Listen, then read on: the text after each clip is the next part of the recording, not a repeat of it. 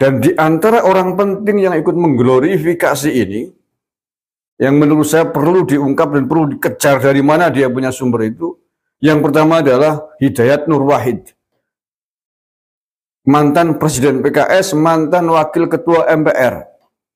Hidayat Nur Wahid ini tidak main-main, menceritakan ini dimuat di situs resmi MPR RI. TV Al-Waha, Hot Inspiration.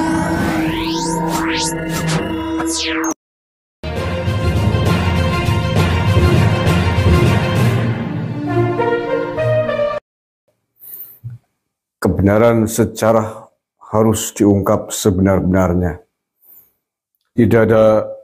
Tidak boleh siapapun di negeri ini menyimpangkan sejarah, memainkan sejarah, apalagi sejarah terkait dengan eksistensi bangsa Indonesia, terkait dengan perjuangan bangsa Indonesia, terkait dengan lambang-lambang negara, hal-hal penting di bangsa ini, terkait dengan sejarah bendera merah putih dan sejarah pahlawan yang lain.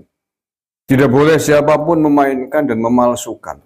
Apalagi ketika yang memainkan, yang memalsukan adalah keturunan bangsa asing di bumi Nusantara ini. Semua itu harus dibongkar dan pelakunya kalau perlu dihukum seberat-beratnya. Karena berbahaya sekali bagi eksistensi bangsa ini untuk generasi yang akan datang.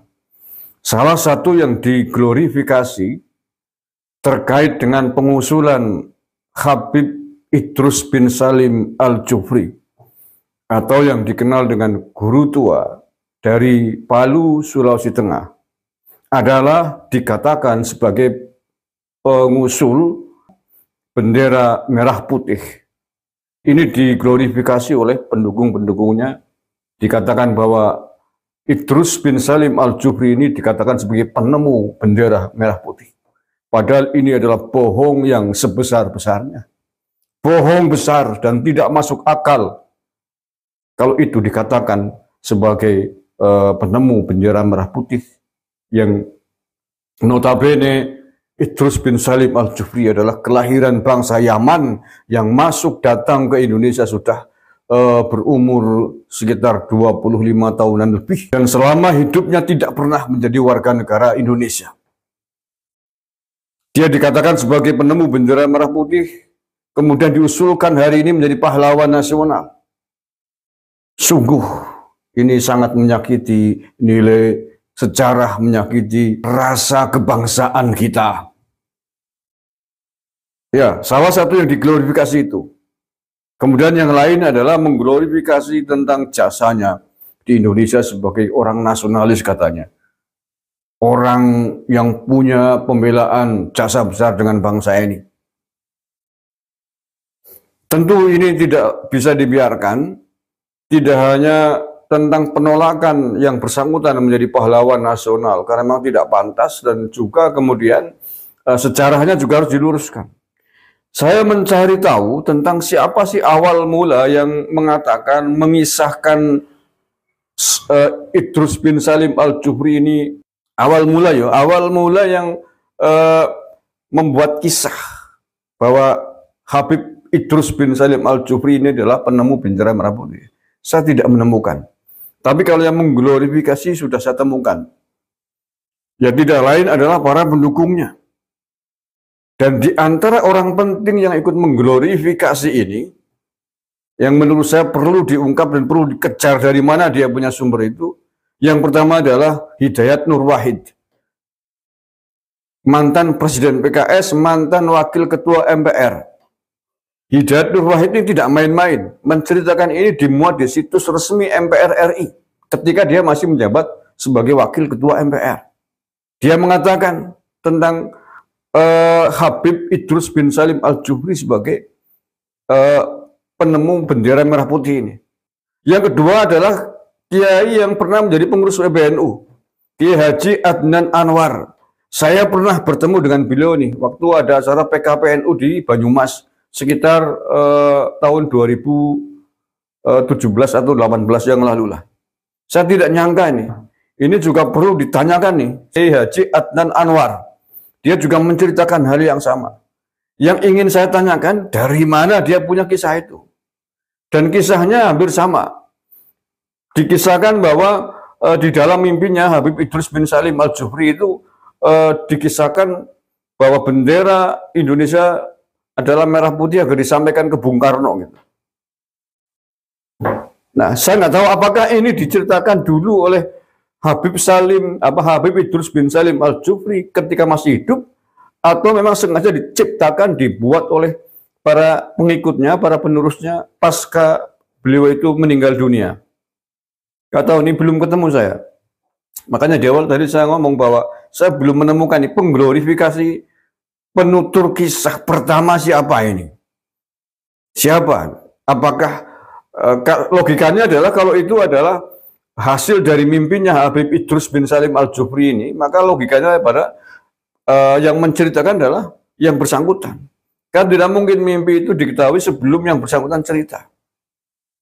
Kan begitu logikanya.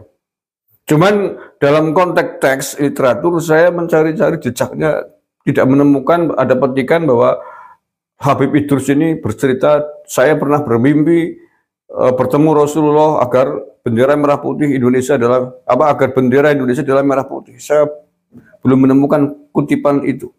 Tapi kalau kisah cerita menceritakan bahwa merah putih adalah Habib Idrus ini, yaitu yang terpenting, orang penting yang layak untuk kita hargai adalah dua orang itu, yaitu Kiai Haji Adnan Anwar, pernah menjadi pengurus PBNU, dan Hidayat Nur Wahid. Kalau yang lain yang bertebaran di media digital itu menurut saya nggak penting menjadi dasar, karena hampir tidak pernah ada penuturnya di situ. Jadi penulisnya yang menceritakan sendiri, ngoceh sendiri, tapi tidak menyebutkan sumbernya dari mana itu. Tapi anyway, bahwa kisah tersebut nampak sekali sengaja diglorifikasi, dihembuskan agar orang terpengaruh, seolah-olah yang menciptakan, yang mengusulkan bendera merah putih adalah Habib Idrus bin Salim Al-Jufri, orang keturunan dari Hadramaut Yaman ini. Nah, saya nggak tahu apakah itu memang sengaja sudah dirancang dari awal agar ketika pada saatnya nanti Habib Idrus bin Salim Al-Jufri ini ketika diusulkan menjadi pahlawan nasional dianggap pantas. Ya, kalau hari ini kita bisa menganalisis demikian. Agar pantas, oh ya pantaslah kalau penemu bendera merah putih diusulkan pahlawan nasional. Kan bisa begitu. Iya. Tapi faktanya hari ini memang diusulkan menjadi pahlawan nasional. Walaupun saya optimis, yakin betul bahwa dengan track record sejarah yang ada, hampir kebangetan kalau sampai diangkat menjadi pahlawan nasional. Ya. Kita berbicara sejarah, bro, bukan masalah kebencian. Kita berbicara fakta-fakta sejarah. Bagaimana mungkin orang yang datang ke Indonesia pada sekitar tahun 1926, kemudian mendirikan Al-Khairat tahun 1930, itu yang saya baca di Republika, sampai wafatnya tahun 1969 tidak pernah menjadi warga negara Indonesia. Ya, lahir di Yaman, semasa hidupnya, sepanjang hidupnya tidak pernah menjadi WNI, kemudian diusulkan menjadi pahlawan nasional. Ini nalar dari mana begitu? Kemudian yang berikutnya dia juga diglorifikasi, dikisahkan pernah satu kelas dengan Hadratul Syekh Mbah Hasyim Asy'ari. Satu kelas di mana ini juga nggak logis, nggak masuk akal. Satu kelas di Mekah apa di Tebu Ireng, ini nggak masuk akal kalau kita lihat sejarahnya. Mbah Hasyim Asy'ari sudah pergi ke Mekah tahun 1892. Di kisah sejarahnya begitu, ke Mekah untuk menuntut ilmu selama 10 tahun, baru kemudian pulang ke Tebu Ireng mendirikan pondok pesantren Tebu Ireng. Nah, tahun 1892 ketika Hadratul Syekh berangkat ke Mekah, Habib Idrus bin Salim umur berapa? Baru lahir. Ya, silakan buka-buka tuh jejak digital catatan sejarahnya Habib Idrus bin Salim Al-Jufri, lahir tahun 1892. Lahir cepat, baru lahir persis dengan itu adalah era berangkatnya Hadratus Syekh Basim Asy'ari ke Mekah. Bagaimana mungkin bayi baru lahir dikatakan satu kelas dengan Basim Asy'ari itu dari mana ceritanya? Lah ya, dari mana ceritanya orang bayi baru lahir dikatakan pernah satu kelas dengan Basim Asy'ari? Kalau yang menceritakan punya catatan sejarah silakan dibuka sejarah dari mana satu kelas di mana dengan Basim Asy'ari. Nah iya, Basim Asy'ari kemudian 10 tahun setelah di Mekah kondur pulang ke Tebuireng dan mendirikan pesantren. 1890 tambah 10 berapa? Tahun 1902 ya. 1902 Basim Asy'ari pulang ke Tebuireng kemudian mendirikan pesantren di Tebuireng. Habib Salim Al-Jufri masuk ke Indonesia tahun 1925-26 sekitar itu, sebelum Robito Alawiyah didirikan oleh Belanda. Basim Asy'ari sudah menjadi ulama besar, mendirikan pesantren, dia baru masuk di Indonesia. Bagaimana mungkin dikatakan pernah satu kelas dengan Basim Asy'ari? Masuk akal? Tidak, sama sekali tidak masuk akal. Allah Karim. Nah, dalam konteks sejarah kita harus membuka literatur begini, jangan mantuk aja ketika diceritain sejarah. Iya dong, sejarah dasarnya adalah fakta gitu loh. Nah, jadi kesimpulannya bahwa itu adalah bohong besar, adalah hoax besar ketika Habib Idrus Al-Jufri ini dikatakan sebagai orang yang mengusulkan bendera merah putih kepada Bung Karno. Bohong besar, apalagi kalau kemudian disampaikan, usulannya itu disampaikan ke Basim Asy'ari. Ini nggak masuk akal dengan sejarah yang tadi sudah saya ceritakan. Ya kalau Anda mengatakan itu benar, masuk akal, ya silakan tunjukkan cerita manuskrip sejarahnya seperti apa. Ya, ceritakan sejarahnya seperti apa. Adakah bukti konkret fakta-fakta bahwa Habib Idrus Al-Jufri ini pernah satu kelas dengan Basim Asy'ari? Basim Asy'ari sudah menjadi kiai, dia baru lahir. Allah Karim. Nah, bendera merah putih itu sudah dipakai di Nusantara ini jauh berabad-abad sebelum Indonesia merdeka. Ya, sekali lagi sudah dipakai di Nusantara ini sejak zaman kerajaan. Sejak zaman kerajaan sebelum Indonesia merdeka 17 Agustus 1945. Jadi jangan ngaku-ngaku orang keturunan imigran dari Yaman mengusulkan bendera merah putih sebagai pencipta pengusul bendera merah putih. Jangan ngaku-ngaku, jangan ngimpi bro. Emang orang Indonesia goblok-goblok apa mudah dibohongin kayak gitu? Saya bacakan ya rangkuman atau terkait dengan sejarah bendera merah putih yang kita miliki, yang kita banggakan hari ini. Bendera merah putih itu memiliki akar sejarah yang panjang di Nusantara, jauh sebelum kemerdekaan Indonesia. Jauh, bahkan sejak zaman kerajaan. Nah, yang pertama, sejak zaman kerajaan Kediri, yakni kerajaan yang eksis pada tahun 1292 Masehi. 1292 Masehi. Pasukan Raja Jayakatwang menggunakan bendera merah putih dalam peperangan melawan Prabu Kertanegara dari Kerajaan Singasari. Tahun 1292, kerajaan di Nusantara sudah menggunakan merah putih.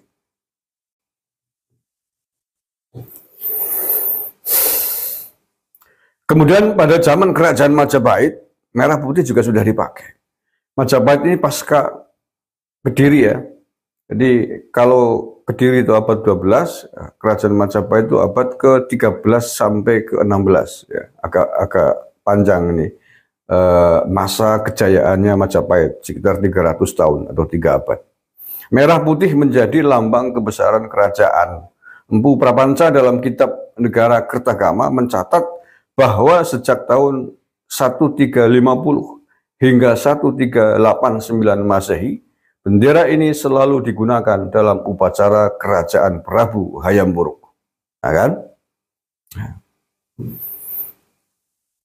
Kemudian di Tanah Batak, Sisinga Mangaraja ke-9 memakai bendera merah putih sebagai bendera perang. Di tengahnya terdapat gambar pedang kembar berwarna putih dengan dasar merah dan putih. Kemudian di Aceh juga sudah pernah digunakan. Para pejuang Aceh menggunakan bendera merah putih dalam peperangan. Di bagian belakangnya terdapat gambar matahari, bintang, bulan sabit, dan ayat suci Al-Quran. Di Sulawesi Selatan, pada zaman kerajaan Bugis Bone, menjadikan bendera merah putih sebagai simbol kekuasaan dan kebesaran, dikenal dengan nama Woromporang. Woromporang. Silakan warga saudaraku dari Sulawesi Selatan, cek sejarah tersebut. Nah, kemudian pada saat era Perang Diponegoro, perang yang sangat legendaris di tanah Jawa ya, tahun 1825 sampai 1830 Masehi. Pasukan Pangeran Perang Diponegoro menggunakan bendera merah putih dalam perjuangan melawan penjajah Belanda. Nah, bagaimana asal-usulnya warna merah dan putih itu? Warna merah dan putih yang digunakan sejak zaman dahulu diperoleh melalui teknik pewarnaan tradisional. Putih itu dari kapuk atau kapas yang ditenun menjadi kain, kemudian merah berasal dari daun pohon jati, kulit buah manggis, atau bunga belimbing wuluh. Beberapa orang berpendapat bahwa warna merah putih berasal dari bendera Rasulullah. Namun, Al-Mubarakfuri, seorang penulis sirah Nabawiyah, membantah tersebut. Menurutnya Rasulullah menggunakan bendera berwarna putih, bukan merah putih. Memasuki abad ke-20, bendera merah putih kembali digunakan oleh para mahasiswa sebagai simbol nasionalisme. Pada tahun 1928, bendera ini kembali dikibarkan di Jawa, meskipun kolonial Belanda melarangnya. Saat persiapan proklamasi kemerdekaan, Ibu Fatmawati menjahit bendera merah putih pada Oktober 1944. Saat itu, ia berusia 21 tahun, tengah mengandung anak pertama, dan menjahit dengan tangan di ruang tamu karena dokter melarang menggunakan mesin jahit kaki. Oke, itu sejarah bendera merah putih. Sekali lagi, keturunan imigran Yaman siapapun jangan pernah mengaku-ngaku bahwa bendera itu atas usulan orang keturunan imigran dari Yaman. Jangan pernah mengarang-arang cerita tentang sejarah penting lambang negara bangsa Indonesia ini. Hentikan semua itu, karena pasti akan kita bongkar, pasti akan ketahuan, dan kalian akan dipermalukan oleh sejarah di Nusantara ini. Terima kasih. Assalamualaikum warahmatullahi wabarakatuh.